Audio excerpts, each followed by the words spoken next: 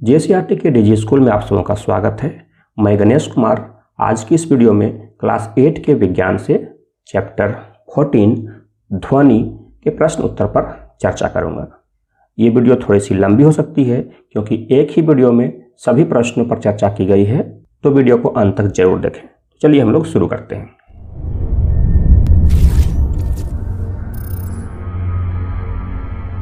प्यारे बच्चों, आप सबों का एक बार फिर से स्वागत है मेरे YouTube चैनल में। और आज की वीडियो में हम लोग बात करेंगे क्लास 8 के विज्ञान से चैप्टर 14 ध्वनि के प्रश्न उत्तर पर। तो चलिए देखते हैं। सबसे पहले पहला प्रश्न आप देखिए, मेरे स्क्रीन पर देख सकते हैं। पहला प्रश्न है सही उत्तर चुनिए, और इसमें से जो पहला है वो है आवृत्ति का मात्रक है। और आपके सामने ऑप्शन क्या क्या है आप देखिए। आपके सामने ऑप्शन है क मीटर, ख सेकेंड, ग हर्ज और घ मीटर प्रति सेकंड। अब आप बताइए कि इनमें से आवृत्ति का सही मात्रक कौन सा है। तो देखिए, मीटर जो होता है वह लंबाई का मात्रक है, सेकंड समय का मात्रक है, मीटर प्रति सेकंड जो होता है वह चाल का मात्रक है, और ग हर्ज जो है वह आवृत्ति का मात्रक है। तो इसका सही उत्तर कौन सा है? ग हर्ज। अब चलिए हम लोग देखते हैं दूसरा प्रश्न। दूसरा प्रश्न देखिए स्क्रीन पर।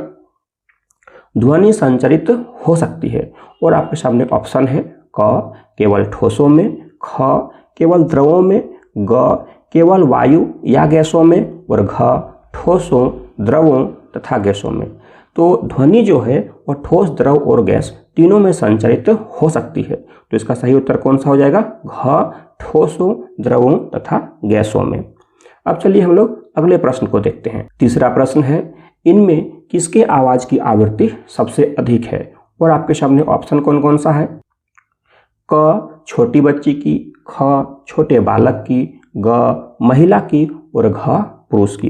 तो देखिए, आवाज की आवृत्ति महिला और पुरुष की तुलना में महिला की अधिक होती है, और अगर महिला में भी छोटी बच्ची हो तो उसकी आवृत्ति बालक की तुलना में अधिक होगी। तो इसका उत्तर क्या हो जाएगा? क छोटी बच्ची की। छोटी बच्ची की जो आवाज की आवृत्ति होगी वह सबसे अधिक होगी। अब चलिए हम लोग दूसरे प्रश्न को देखते हैं। दूसरा प्रश्न कौन सा है ये देखिए आप स्क्रीन पर। निम्नलिखित विकल्पों में सही कथन के सामने सही का निशान लगाना है। अब इसमें से पहला है किसी कंपित वस्तु के प्रति सेकंड होने वाले कंपनों की संख्या को इसका आवर्तकाल कहते हैं। नहीं, प्रति सेकंड होने वाले कंपनों की संख्या को आवृत्ति कहते हैं। तो इसका उत्तर क्या हो जाएगा? गलत। दूसरा देखिए, यदि कंपन का आयाम अधिक है तो ध्वनि मंद होगी। नहीं, यह भी गलत है। अगर कंपन का आयाम अधिक है तो ध्वनि तीव्र होगी। तीसरा, ध्वनि निर्वात में संचरित नहीं हो सकती है। यह कथन बिल्कुल सही है, सत्य है। इसके सामने हम सही का टिक लगाएंगे। ध्वनि निर्वात में संचरित नहीं हो सकती है। चौथा देखिए, चौथा है कंपन की आवृत्ति जितनी कम होगी तारत्व उतना ही अधिक होगा। गलत, यह कथन भी गलत है। आवृत्ति जितनी कम होगी तारत्व उतना ही कम होगा। पांचवा, अप्रिय ध्वनि को संगीत कहते हैं। यह कथन भी गलत है। अप्रिय ध्वनि को शोर कहते हैं। छठा, मानव के कानों के लिए श्रव्यता ह्रास 20 हर्ट्ज से 20,000 हर्ट्ज तक है। यह बिल्कुल सही है। श्रव्यता ह्रास जो मानव के लिए है वह 20 हर्ट्ज से 20,000 हर्ट्ज तक है।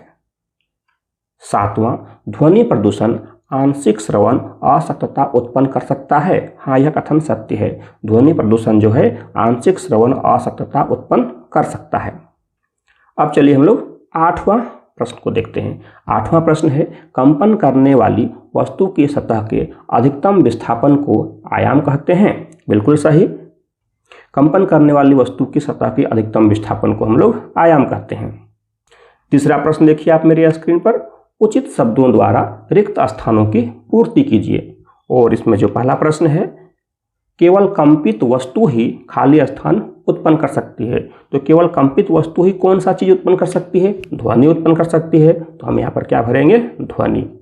दूसरा है आयाम का मात्रक खाली स्थान है। आयाम का मात्रक क्या होता है? आयाम का मात्रक होता है मीटर। तो हम यहाँ क्या लिखेंगे? मीटर। तीसरा, किसी कंपायमान वस्तु द्वारा एक पूर्ण कंपन पूरा करने में लगे समय को खाली स्थान कहते हैं। तो इसे कहते हैं आवर्तकाल।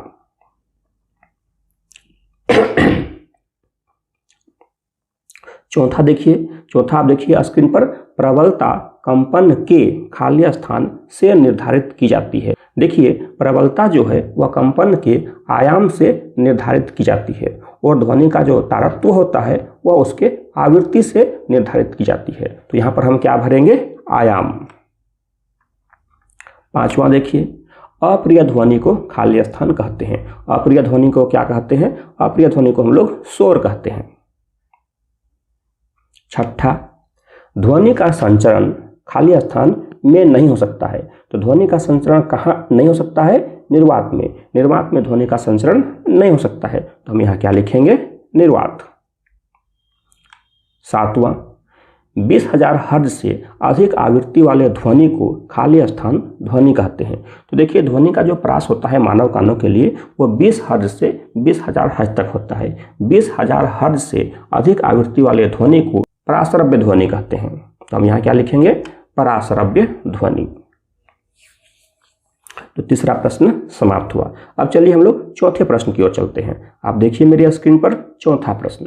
एक कंपित वस्तु 5 सेकंड में 50 बार कंपन करता है, इसका आवर्तकाल तथा आवृत्ति ज्ञात कीजिए। तो जब हम उत्तर लिखेंगे तो उत्तर किस तरह से लिखेंगे? इस प्रश्न में कुछ चीज़ दिया हुआ है। जैसे अगर आप ध्यान से इस प्रश्न को देखते हैं तो आप देख सकते हैं यहाँ पर है 5 सेकंड, मतलब ये 5 सेकंड समय दिया है और 50 बार कंपन करता है, ये कंपन की संख्या है। तो अगर हम देखना चाहेंगे इस प्रश्न में क्या क्या दिया है तो आप देखिए, इसमें दिया है समय दिया है 5 सेकंड और कंपनों की संख्या दी हुई है 50। समय को हम लोग स्मॉल टी से दिखाते हैं और कंपन की संख्या को हम लोग एन से दिखाते हैं।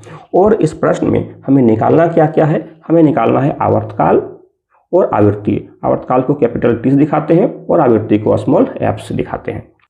तो अब देखिए, आवर्तकाल हम लोग कहते किसको हैं? ये एक कंपन में जितना समय लगता है। तो अब यहाँ देखिए कि 50 बार कंपन करता है तो 5 सेकंड लगता है, तो एक बार कंपन करेगा तो जितना समय लगेगा उसे ही हम लोग आवर्तकाल कहेंगे। तो आवर्तकाल का एक फॉर्मूला होता है, एक सूत्र होता है कि आवर्तकाल बराबर होता है समय बटा कंपनों की संख्या। तो यहाँ पर समय कितना दिया हुआ है? 5 सेकंड और कंपनों की संख्या है 50। तो अगर हम इन दोनों को डिवाइड करते हैं, इन दोनों को भाग देते हैं, तो भाग देने पर हमें मिलेगा 1/10 सेकेंड। और हम फाइनली जब इसे भी भाग देंगे तो हमें मिलेगा 0.1 सेकेंड। तो 0.1 सेकेंड क्या हो गया? इसका आवर्तकाल हो गया।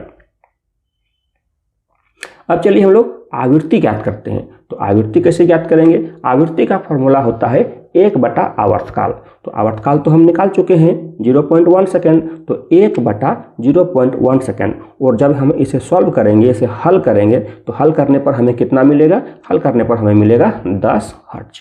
तो इस तरह से हम लोग आसानी से आवर्तकाल और आवृत्ति निकाल सकते हैं। अब चलिए हम लोग पांचवें प्रश्न को देखते हैं। पांचवा प्रश्न आप देखिए मेरे स्क्रीन पर। एक मच्छर अपने पंखों को 400 कंपन प्रति सेकंड की औसत दर से कंपित करके ध्वनि उत्पन्न करता है। कंपन का आवर्तकाल ज्ञात कीजिए। तो हमें इसमें क्या ज्ञात करना है? आवर्तकाल। और इस प्रश्न में दिया हुआ क्या है? इस प्रश्न में दिया हुआ है कि वो जो मच्छर है वो 400 कंपन प्रति सेकंड करता है, मतलब 1 सेकंड में 400 कंपन करता है। तो समय हो गया 1 सेकंड और 400 हो गया कंपन की संख्या। तो उत्तर जब हम लिखेंगे तो सबसे पहले लिखते हैं क्या इस प्रश्न में दिया हुआ है। तो कंपनों की संख्या 400 दी हुई है और समय 1 सेकंड यह भी दिया हुआ है। और हमें क्या करना है? आवर्तकाल निकालना है। तो आवर्तकाल का सूत्र होता है समय बटा कंपनों की संख्या। तो समय 1 सेकंड, कंपनों की संख्या 400। जब हम इसे भाग देंगे तो 1/400। जब हम इसे भाग देंगे तो भाग देने के बाद हमें क्या मिलेगा? 0.0025 सेकेंड। तो ये उस मच्छर के पंखों के कंपन का आवर्तकाल हो जाएगा। तो कितना हो जाएगा? 0.0025 सेकेंड। अब चलिए हम लोग छठे प्रश्न को देखते हैं। छठा प्रश्न देखिए आप स्क्रीन पर। शोर तथा संगीत में क्या अंतर है? क्या कभी संगीत भी शोर बन सकता है? तो उत्तर लिखेंगे किस तरह से? शोर और संगीत में अंतर। देखिए शोर और संगीत में क्या अंतर है। तो एक तरफ शोर है, एक तरफ संगीत है। शोर है वैसी ध्वनि जो हमारे कानों को प्रिय नहीं लगती, अर्थात कर्कश लगती है, उसे शोर कहते हैं। जैसे कार का हॉर्न, टीन का बजना इत्यादि। लेकिन संगीत क्या है? संगीत वैसी ध्वनि है जो हमारे कानों को प्रिय लगती है, जैसे सितार का बजना, गिटार का बजना, बांसुरी का बजना इत्यादि। अब इसमें एक और प्रश्न है कि क्या कभी संगीत भी शोर बन सकता है? तो हाँ, बिल्कुल बन सकता है। संगीत भी शोर बन सकता है। जब संगीत एक निश्चित सीमा से ऊंची आवाज में बजने लगता है तब वह संगीत शोर बन सकता है।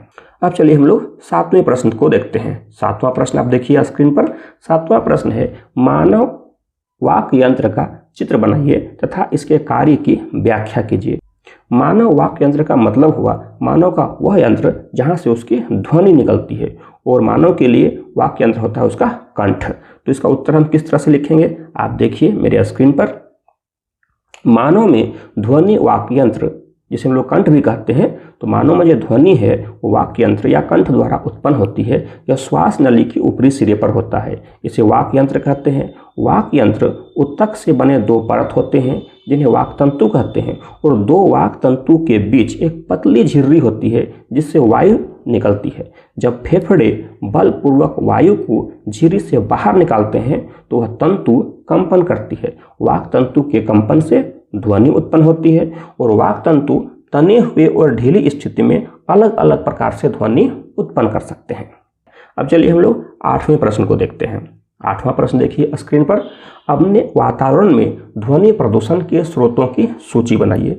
देखिए हमारे वातावरण में ध्वनि प्रदूषण के कई स्रोत हो सकते हैं, तो उनमें से कुछ स्रोतों की सूची इस प्रकार है। ध्वनि प्रदूषण के प्रमुख स्रोत: लाउडस्पीकर का बजना, पटाखों का फटना, मशीन का आवाज, वाहनों का हॉर्न इत्यादि।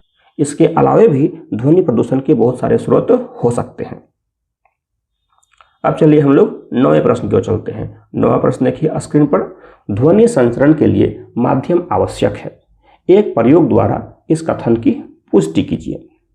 तो देखिए ध्वनि संचरण के लिए माध्यम बहुत जरूरी है। बिना माध्यम के ध्वनि का संचरण नहीं हो सकता है। तो एक प्रयोग द्वारा हम इस कथन की पुष्टि किस प्रकार करेंगे, चलिए उसको देखते हैं। ध्वनि के संचरण के लिए माध्यम की आवश्यकता होती है। इसे निम्न प्रयोग द्वारा दिखाया जा सकता है। तो सबसे पहले क्या करते हैं, कांच या प्लास्टिक का हम एक जार लेते हैं, जैसा कि आप मेरी स्क्रीन पर देख रहे हैं। और इसके बाद क्या करेंगे, इस जार में एक मोबाइल रख देंगे और ढक्कन बंद कर देंगे। तो अब जार के अंदर मोबाइल रख देंगे, ढक्कन बंद कर देंगे, और इसके बाद हम एक दूसरे मोबाइल से उस फोन पर रिंग करेंगे, फोन करेंगे। तो जब उस पर रिंग करेंगे तो उसका रिंगटोन बजेगा। यहाँ तक तो कोई समस्या नहीं है। अब देखिए अब क्या करेंगे, हम एक वायु चूसक पंप लेंगे और उस जार के अंदर की हवा को धीरे धीरे बाहर निकाल लेते हैं, ठीक है। और बाहर निकालने के बाद हम फिर से उसी फोन में रिंग करेंगे। तो हम इस बार क्या देखते हैं कि इस बार फोन रिंग तो होता है, लेकिन रिंगटोन की आवाज़ हमें सुनाई नहीं देती है। आखिर रिंगटोन की आवाज़ सुनाई क्यों नहीं दी, क्योंकि उस जार के अंदर जो वायु था उसको निकाला जा चुका है, उसके अंदर अब कुछ नहीं है, निर्वात है। तो इससे यह सिद्ध होता है कि वायु के संचरण के लिए माध्यम की आवश्यकता होती है। अब चलिए हम लोग 10वें प्रश्न को देखते हैं। 10वां प्रश्न देखिए, आयाम, आवर्तकाल तथा आवृत्ति को परिभाषित कीजिए एवं इनके मात्रक लिखिए। देखिए ये बहुत इंपॉर्टेंट चीज़ है। आयाम, आवर्तकाल तथा आवृत्ति, ये तीनों एक दूसरे से संबंधित भी है। तो चलिए हम इन तीनों के परिभाषा और मात्रक को देखते हैं। देखिए आप स्क्रीन पर देख सकते हैं, सबसे पहले ऊपर में है आयाम। कंपन करती वस्तु के मध्य स्थिति से एक ओर के अधिकतम विस्थापन को आयाम कहते हैं। आयाम का SI मात्रक मीटर होता है। और आवर्तकाल क्या है, तो कंपन करती हुई वस्तु को एक पूर्ण कंपन करने में लगे समय को आवर्तकाल कहते हैं। आवर्तकाल का SI मात्रक सेकंड होता है। आवृत्ति क्या है, तो कंपन करती हुई वस्तु द्वारा प्रति सेकंड पूर्ण कंपनों की संख्या को आवृत्ति कहते हैं, और आवृत्ति का SI मात्रक हर्ट्ज होता है। अब चलिए हम लोग 11वें प्रश्न को देखते हैं। 11वां प्रश्न आप मेरे स्क्रीन पर देखिए। आकाश में तड़ित पहले दिखाई देता है जबकि मेघ गर्जन बाद में सुनाई देता है, आप इसकी व्याख्या कीजिए। देखिए आपने बारिश के दिनों में देखा होगा कि जब आकाश में बिजली चमकती है तो वो चमक पहले दिखाई देती है, और चमक के कुछ सेकंड के बाद हमें बिजली की कड़कने की आवाज़ सुनाई पड़ती है। ये इसका क्या कारण है, वही हम लोग इस प्रश्न में लिखेंगे। तो देखिए इसका उत्तर क्या है। आकाश में तड़ित पहले दिखाई देती है जबकि मेघ गर्जन बाद में सुनाई देती है। इसका कारण है प्रकाश और ध्वनि की चाल का भिन्न भिन्न होना। प्रकाश का चाल अलग होता है, ध्वनि का चाल अलग होता है।